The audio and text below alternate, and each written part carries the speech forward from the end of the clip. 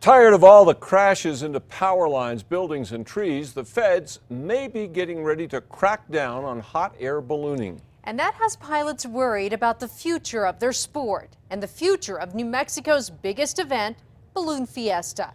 News 13's Chris McKee is live at Balloon Fiesta Park with the story. Chris? Jessica and Dick, the federal government says crashes are becoming way too frequent, and that could mean tougher regulation for the sport that some believe could let some of the air out of Balloon Fiesta. Albuquerque's seen its fair share of hot air balloon crashes. Now a federal crackdown on pilots is looming, and that has some flyers nervous. As it was proposed, it had a potential for huge negative effect on hot air ballooning industry across the board. That's longtime balloonist Scott Appleman's take on a recent NTSB memo. They've asked the FAA for more oversight on balloon pilots, with more flight tests, inspections, and licensing. But Appleman is worried that what's being asked for is too vague. Totally up for making the sport safer.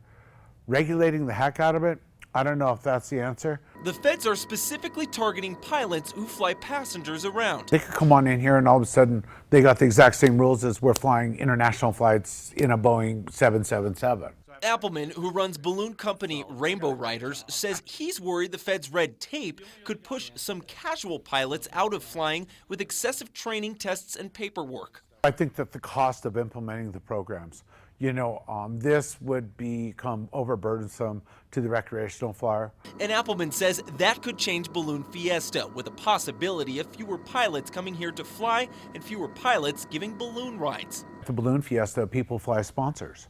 So is that all of a sudden considered a ride?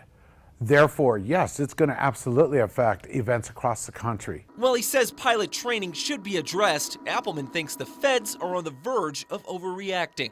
We're all about trying to find the safest means possible, but it needs to be a melting of industry and regulatory authorities.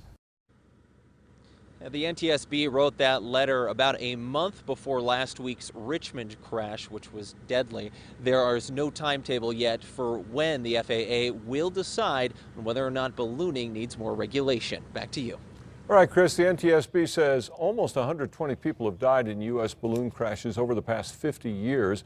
Our archives show at least a dozen of those fatalities have occurred here during Fiesta.